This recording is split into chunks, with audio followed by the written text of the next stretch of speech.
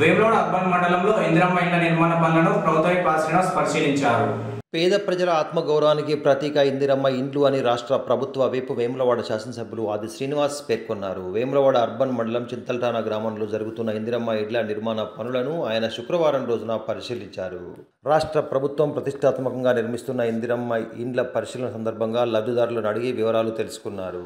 నియోజకవర్గానికి మంజూరైన ఇందిరమ్మ ఇండ్ల నిర్మాణం శరవేగంగా కొనసాగుతుందని, నిరుపేదలు, గూడు లేని వారు ఆత్మగౌరవంతో బ్రతకాలన్న ఆలోచనతో ముఖ్యమంత్రి రేవంత్ రెడ్డి ప్రజాప్రభుత్వంలో ఇల్లు నిర్మించడానికి ముందుకు వచ్చినట్లు పేర్కొన్నారు.